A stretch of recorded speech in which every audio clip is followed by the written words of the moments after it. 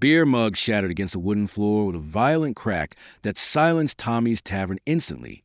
"You think you're something special?" Razor Murphy's voice cut through the sudden quiet like a blade. His massive hand wrapped around the collar of the small woman who'd been wiping down tables. The scorpion tattoo coiling around his thick neck seemed to writhe as he pulled her closer, his breath reeking of whiskey and menace. "I asked you a simple question, sweetheart. This bar pays protection, or this bar burns. Which one's it going to be?" Maria Santos kept her brown eyes fixed on the floor, her body language screaming submission, even as 10 members of the Iron Scorpions Motorcycle Club rose from their seats, forming a predatory circle around her. She was maybe 5 feet 4 inches in her worn sneakers, her white server's shirt hanging loose on her slight frame, her dark hair pulled back in a simple ponytail that made her look even younger than her 35 years. Everything about her whispered, ordinary, forgettable, weak. But in exactly 15 minutes, Razor Murphy would be on his knees, begging for forgiveness. Before we dive deeper into this incredible moment of transformation, I'm curious, have you ever completely misjudged someone based on their appearance? Maybe you thought someone was weak only to discover they possess strength beyond your imagination? Drop your stories in the comments below, because I genuinely read every single one. These experiences remind us how often we make dangerous assumptions. And if tales of hidden warriors and unexpected heroes move you the way they move me, please consider hitting that subscribe button. Your support helps us continue sharing these powerful true stories that remind us all, real strength often comes in the most unexpected packages. The tension in Tommy's tavern had been building for 20 minutes before that glass shattered. The Iron Scorpions had rolled in just after 8 p.m., their Harleys announcing their arrival with a thunderous roar that made every patron in the small roadside bar tense up. This wasn't their first visit to establishments along the highway near Fort Carson, and their reputation preceded them like a dark cloud. 3 bars in the past month had mysteriously caught fire after refusing their protection services. 2 owners had ended up in the hospital with injuries that the victims claimed came from accidents. Maria had watched them enter while she methodically folded napkins at the service station, her movements precise and economical. Danny, the 25-year-old bartender, had immediately started sweating when he saw the skull patches on their leather vests. "That's them," he'd whispered to Maria. "The Iron Scorpions. They're the ones who burned down Castellano's place in Colorado Springs." She'd simply nodded, continuing to fold napkins in perfect triangles, each one identical to the last. Danny had noticed this about Maria in the 6 months she'd worked at Tommy's. Everything she did had an almost military precision to it. The way she wiped down tables in perfect grid patterns. The way she arranged condiments with geometric accuracy. The way she never had her back to the door for more than a few seconds at a time. Razor Murphy had made his entrance like a conquering king, all 6 feet 3 inches of him swaggering through the door with his arms spread wide. The scorpion tattoo that gave him his nickname started at his jaw and disappeared into his leather vest, and his shaved head gleamed under the bar's amber lights. His 9 companions spread out behind him in what Maria quietly noted was a tactically sound dispersal pattern, covering exits, maintaining sight lines, establishing dominance over the space.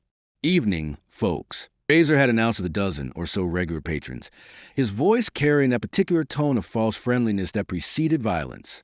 "Don't mind us. We're just here for a friendly drink and a little business discussion." The regulars, mostly veterans from a nearby base and local blue-collar workers, had shifted uncomfortably in their seats.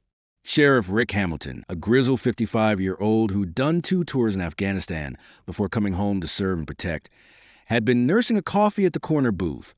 He'd set down his cup slowly, his weathered hand moving to rest near his hip, where his service weapon would have been if he'd been on duty.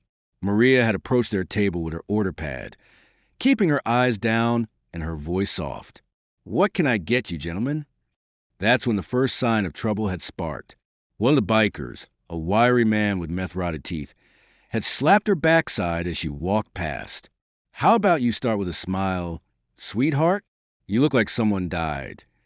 She'd simply stepped out of reach with a fluid movement that looked accidental but wasn't, continuing to take their orders without acknowledging the assault. Danny had started to move from behind the bar, his young face flushed with anger, But Maria had caught his eye and given an almost imperceptible shake of her head. The bikers had ordered beer, lots of it, and Maria had served them efficiently and quietly. That's when she felt the weight of Razor's attention settle on her, like a physical thing. She'd been wiping down a nearby table when he called out, "Hey, server girl, where's Tommy? We need to discuss some business." "Mr. Tommy is in Denver for the week." Maria had replied quietly, not meeting his eyes. "I'm just covering shifts." Well then, Razor had stood up, his massive frame casting a shadow over her. "I guess you'll have to relay a message for us. Tell Tommy that the Iron Scorpions are offering our protection services to this fine establishment. $5,000 a month, and we guarantee nothing bad happens to this place." Maria had continued wiping the already clean table. "I'll let him know you stopped by." That's when Razor's demeanor had shifted from fake friendly to genuinely menacing. "I don't think you understand, sweetheart. This isn't a social call. This is a business requirement. Every bar from here to Denver is under our protection. Those that refuse." He'd pulled out a lighter, flicking it open and closed with practiced menace. "Well, accidents happen. Electrical fires, gas leaks, tragic stuff. I understand," Maria had said softly, "but I can't make decisions for Mr. Tommy. I just serve drinks and clean tables."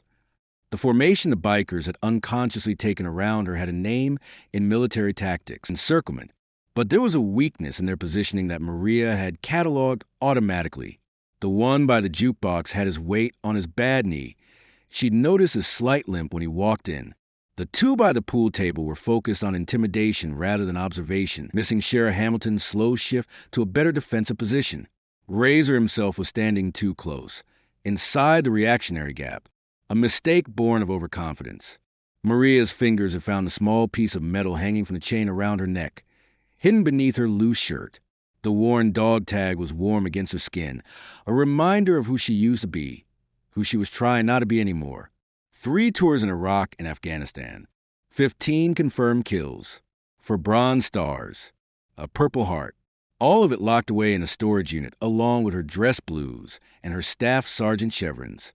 She'd come at Tommy's looking for quiet, for peace, for a place where she could just be invisible and serve drinks to people who didn't know what it felt like to have blood on their hands. But trouble, it seemed, had a way of finding Marines, even retired ones trying to disappear into civilian life. Maria quickly checked her reinforced tactical smartphone, its military-grade aluminum casing cool against her palm.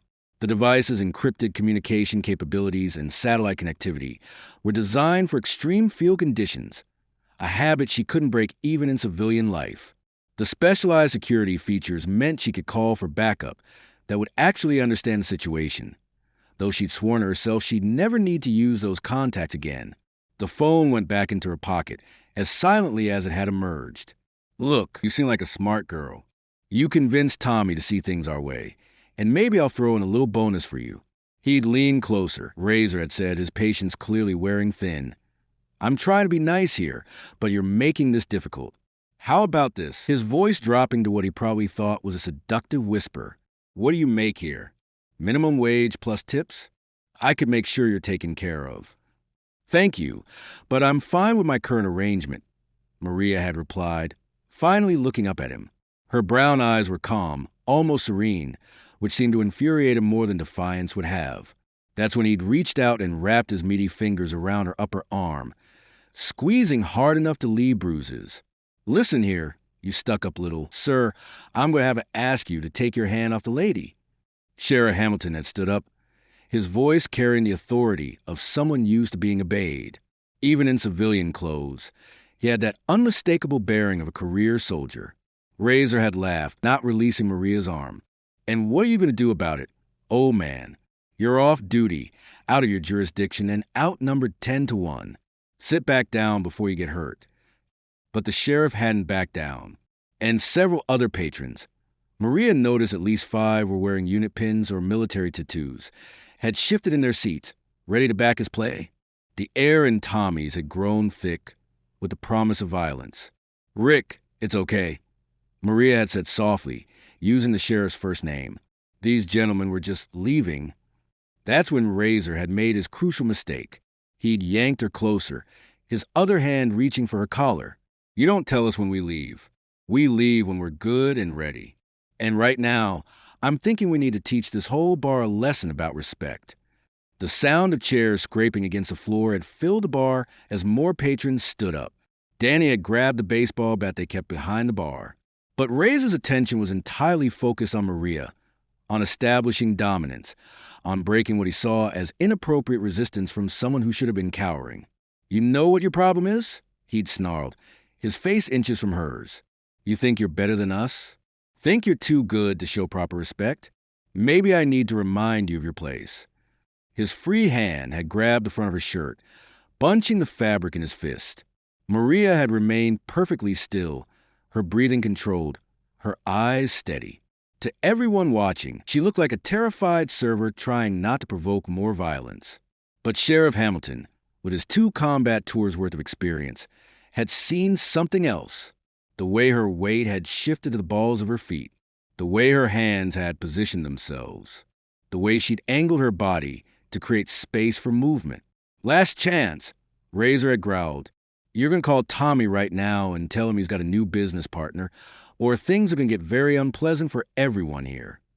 I can't do that, Maria had said simply. That's when the shirt had torn. The sound of ripping fabric was shocking in its finality, the white cotton parting from collar to mid-chest as Razor yanked with all his considerable strength. Maria stumbled backward, the ruined shirt hanging open, revealing the black tank top underneath.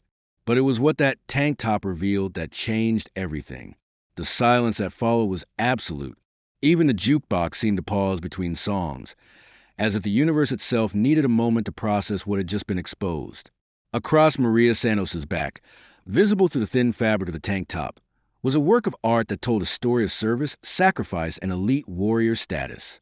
The eagle, globe, and anchor of the United States Marine Corps spread majestically across her shoulder blades, the detailed work so precise you could make out individual feathers on the eagle's wings. But it was the text beneath that made several veterans in the bar gasp audibly. Force Recon was inked in bold letters, marking her as a member of one of the most elite special operations units in the Marine Corps. Below that, her designation, SSDM Santos 0311, the military occupational specialty code for infantry, the tip of the spear, the ones who go where others fear to tread. But the tattoo was only part of the story. Surrounding it were scars, the kind of scars that told their own tales to those who knew how to read them. A puckered bullet wound near her left shoulder blade, the telltale marks of shrapnel along her ribs, a long, jagged scar that disappeared beneath the tank top's hem, suggesting a blade wound that had required serious medical attention. Razor Murphy stood frozen, his hand still clutching the torn fabric, his mouth slightly open as his brain tried to process what he was seeing. Behind him, his fellow Iron Scorpions had gone equally still, the predatory confidence draining from their faces like water from a broken cup. Force Recon, Sheriff Hamilton breathed, his voice carrying clearly in the silence. Holy hell. The transformation in Maria's bearing was subtle but unmistakable. She hadn't moved, hadn't taken a fighting stance, hadn't done anything overtly threatening. But something in the way she held herself had changed, like a switch being flipped from civilian to warrior. Her shoulders squared, her chin lifted, and when she finally spoke, her voice had lost its soft, submissive quality. Mr. Murphy, she said, using Razor's real name, which he shouldn't have known, I believe you owe me an apology for destroying my property. The shift in the room's atmosphere was palpable, like the pressure change before a thunderstorm. Razor Murphy's face went through a series of expressions: confusion, recognition, disbelief, and finally the dawning realization that he made a catastrophic error in judgment. His grip on the torn fabric loosened, and the white cotton fluttered the floor like a surrender flag. How do you know my name? His voice had lost its commanding bass, climbing higher with uncertainty. Maria didn't answer immediately.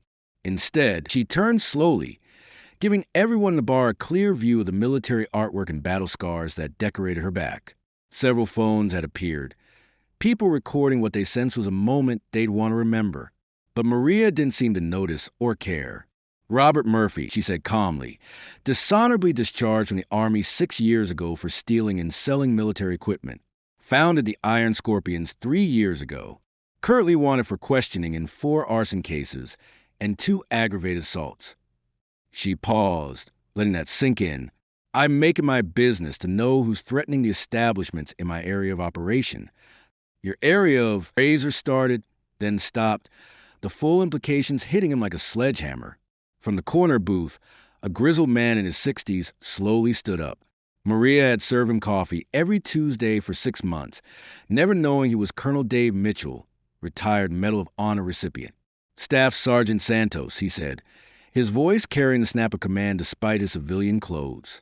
Force Recon. I remember you now. Operation Steel Curtain, Fallujah, 2004. Maria's stance shifted slightly, an unconscious response to a superior officer. Sir, you're the one who held that schoolhouse for 17 hours with a broken rifle and 3 magazines of ammunition, while the evac choppers tried to get through. It wasn't a question.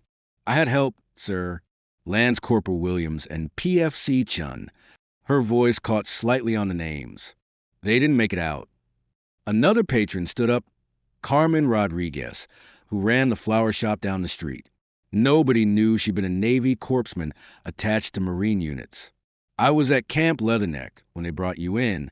60% burns, 3 bullet wounds. Enough shrapnel in you to set off a metal detector at 50 yards. The doctors said you'd never walk again. Doctors can be wrong, Maria said simply. The Iron Scorpions were backing toward the door now, their earlier formation completely broken, but they found their path blocked by 5 men who had quietly repositioned themselves during the conversation. Each one had the bearing of someone who'd seen real combat, not the bar fights and intimidation tactics the bikers were used to. Leaving so soon? Asked one of them, a Hispanic man with sergeant stripes tattooed on his forearm. But you haven't apologized to the lady yet. Razor's face flushed red, caught between humiliation and his need to maintain face in front of his crew. Look, we didn't know she was, if we'd known what? Maria stepped forward, and despite being nearly a foot shorter than Razor, he took an involuntary step back. That I'd bled for this country? That I'd earned the right to be treated with basic human dignity? Or just that I could hurt you in ways you can't even imagine? During the tense confrontation, Maria's hand moved unconsciously to her lower back, where she kept a compact medical kit hidden beneath her server's apron. The professional-grade trauma supplies included military hemostatic agents and combat medications designed for battlefield emergencies. The advanced clotting compounds and pain management solutions had saved lives in Iraq and Afghanistan. Tools she still carried out of habit, because a Marine is always prepared, even when serving drinks in a roadside bar. The weight of the kit was reassuring, though she prayed she'd never need to use it again. All of the above, Razor admitted, his voice small. Sheriff Hamilton had moved closer, his hand resting casually on his phone. Ms. Santos, would you like to press charges for assault? We have plenty of witnesses to the unwanted touching and destruction of property. Maria considered for a moment, then shook her head. No need, Sheriff. I think Mr. Murphy and his friends were just leaving, and they won't be back. Will you, Mr. Murphy? The threat in her voice was subtle but unmistakable. Razor nodded rapidly, his shaved head bobbing like a dashboard ornament. No, ma'am, we won't be back. In fact, we'll make sure everyone knows Tommy's is off limits. Completely off limits. And the other establishments you've been threatening? Maria's tone suggested this wasn't a request. We'll reconsider our business model, Razor stammered. Neil! The command cracked like a whip, and Razor found himself dropping to his knees before his conscious mind could process what was happening. It was the voice of someone used to absolute obedience in life-or-death situations. Ma'am. He looked up at her, confused and terrified in equal measure. You assaulted me, destroyed my property, threatened my workplace and my colleagues. Maria's voice was calm, almost conversational. In some parts of the world I've operated in, you'd already be dead. But we do things differently here. So you're going to apologize properly, and then you're going to leave. And you're going to spread the word that this entire county is under the protection of Marines who've seen scarier things than you on our easiest days. Razor's apology was stuttering but sincere, delivered on his knees in front of his entire crew and a bar full of witnesses. When Maria finally nodded her acceptance, He scrambled to his feet and headed for the door, his fellow iron scorpions following like whipped dogs. At the threshold, he turned back. Can I ask? Why hide it? Why pretend to be just a server? Maria's expression softened slightly. Because, Mr. Murphy, real warriors don't need to advertise. We don't wear our strength on the outside. We carry it quietly and use it only when necessary. I came here for peace, to serve coffee and wipe tables and remember what it feels like to be normal. You took that from me tonight. The bikers left without another word, their motorcycles starting up with notably less swagger than they'd arrived with. Through the window, patrons watched them disappear into the night, and everyone somehow knew they wouldn't be back. The bar remained quiet for a long moment after they left. Then Colonel Mitchell spoke up.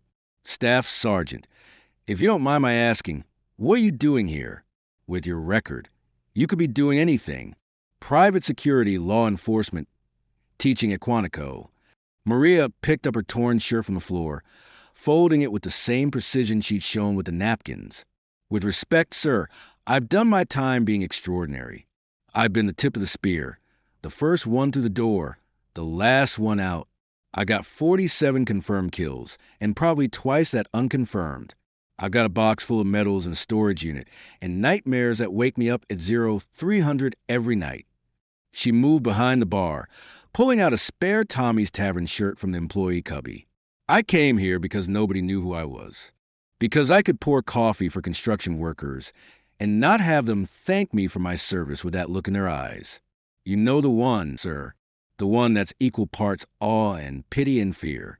But they ran you out, Carmen Rodriguez said softly. Those Penjos took your piece. No, Maria said, slipping on the fresh shirt and buttoning it with steady hands. They reminded me of something I'd almost forgotten. That piece isn't something you find by hiding. It's something you create by standing your ground.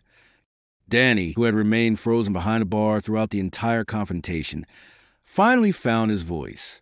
Maria, I had no idea. 6 months we worked together, and that was the point, Danny. She smiled at him, and it was the first genuine smile anyone had seen from her. I didn't want to be Staff Sergeant Santos, Force Recon Marine.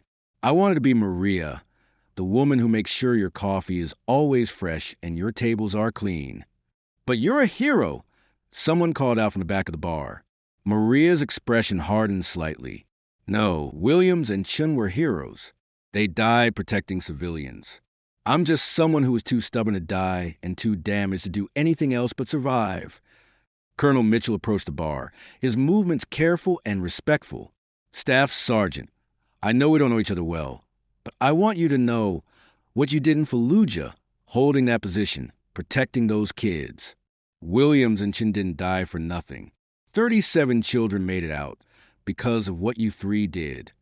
Maria's hand still on the bar towels she'd been folding. 38, sir. One more was born in the evac chopper. Mother named her Maria. The room fell silent again, the weight of that revelation settling over everyone like a benediction.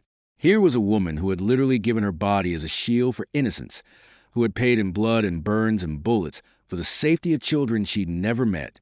And she'd been content to disappear into anonymity, serving beer and wiping tables. So what now? Danny asked. I mean, everyone's going to know. Word's going to spread. You can't go back to being invisible. Maria considered this as she resumed her normal duties, collecting empty glasses and wiping down tables as if nothing had happened. Then I guess I'll have to be visible, but on my terms. Over the next hour, the bar slowly returned to something approaching normal. Conversations resumed, drinks were ordered, and the jukebox played its usual selection of classic rock and country. But there was a different energy in the air. People sat a little straighter. Veterans who'd been nursing their PTSD in silence found themselves talking to each other, sharing stories they'd kept locked away. The revelation of Maria's identity had somehow given everyone permission to be more themselves. Sheriff Hamilton approached her as she delivered a fresh round to a table of construction workers. Maria, I want to apologize. I should have intervened sooner. I saw the signs, the way you move, the way you observe everything, but I didn't put it together. Nothing to apologize for, Sheriff. You did exactly what you should have done. Try to de-escalate. She paused and added, Army, right? Afghanistan. He nodded. 2 tours. Infantry. Nothing special, just a grunt doing his job. Every soldier is special, Sheriff. Everyone who stands up when others won't, who goes where others fear to go. Don't diminish your service. As the night wore on, Maria found herself fielding questions from curious patrons, but she answered them with the same quiet efficiency she showed in her serving. Yes, she'd been in Force Recon. No, she couldn't talk about most of her missions. Yes, the scars hurt when it rained. No, she didn't regret her service, just some of the things service had required. Around 11 p.m., as the bar was winding down, a young woman approached her hesitantly. She couldn't have been more than 22. With the lean build of a runner and the 1,000-yard stare Maria recognized all too well. Ma'am, I'm Lance Corporal Sarah Webb, just back from Afghanistan. I heard what happened, what you said about not being able to go back to normal. Her voice dropped. How do you do it? How do you come back from that and just function? Maria set down her tray and gave the young Marine her full attention. You don't come back, Lance Corporal. Not really. The person who left doesn't exist anymore. You build a new person with the pieces that survived, and you find a new mission. What's yours? Maria gestured around the bar. This, serving people. Creating a place where veterans can come and not have to explain themselves. Where civilians can learn that we're not broken, just different. Where someone like you can ask someone like me how to survive and get an honest answer, which is one day at a time, one table at a time, one act of service at a time. The skills that made us good Marines, attention to detail, dedication to mission, protecting others, they don't go away. We just have to find new ways to use them. As closing time approached, Maria found herself alone with Danny as they cleaned up. The young bartender kept shooting her glances, clearly bursting with questions. Go ahead, she said finally. Do you regret it? Having your cover blown. Maria considered this as she turned chairs upside down on tables for mopping. You know what? No. I've been hiding for 3 years, trying to pretend that part of me didn't exist. But it does exist. It's as much a part of me as my eyes or my hands. Maybe it's time to stop running from it. Will you stay at Tommy's? Where else would I go? This is my post now. And Marines don't abandon their posts. The next morning, Maria arrived at Tommy's to find the parking lot fuller than usual for a Saturday. Word had indeed spread, and veterans from 3 counties had come to see the Force Recon Marine who had faced down a biker gang with nothing but quiet authority and a revealed identity. But Maria didn't make a spectacle of it. She simply tied on her apron, made fresh coffee, and began taking orders. When people thanked her for her service, she accepted graciously but redirected conversation to their own lives, their own stories. When young veterans approached her for advice, she listened more than she spoke. Tommy himself, back from Denver, pulled her aside during the lunch rush. Maria, I heard what happened. If you need time off, or if you want to quit, all due respect, Mr. Tommy, but I've got tables to serve. Besides, she added with a small smile, I think business is about to pick up. Every veteran in Colorado is going to come to the place where a Force Recon Marine tends bar. She was right. Over the following weeks, Tommy's Tavern transformed from a simple roadside bar to an unofficial veterans gathering place. The walls began to feature photos and memorabilia donated by patrons. A small library of military history books appeared in one corner. Every Tuesday became Veterans Night, with Maria's quiet approval. But perhaps the most significant change was in Maria herself. She still wore the simple server's uniform, still cleaned tables with meticulous precision, still made sure everyone's glass was full. But she no longer hunched her shoulders to appear smaller. She no longer kept her eyes down. She moved with the quiet confidence of someone who had nothing left to prove and nothing left to hide. 3 months after the confrontation with the Iron Scorpions, Maria was surprised to receive a package at the bar. Inside was a Purple Heart, polished to a mirror shine with a note. Staff Sergeant Santos, you left this behind at Leatherneck. Thought you might want it back. Corpsman Rodriguez. Maria held the medal for a long moment, then walked to a wall where other veterans had begun displaying their memorabilia. She hung it carefully next to a photo someone had managed to find. 3 Marines in full combat gear, faces dirty but smiling, standing in front of a bullet-riddled schoolhouse. The caption read, "Heroes of Fallujah, LCPO Williams, PFC Chun, SSGT Santos." "You know," Danny said, joining her at the wall, "I've been thinking about enlisting." Maria turned to look at him, studying his young face carefully. "Why?" "Because of you. Because of what you represent.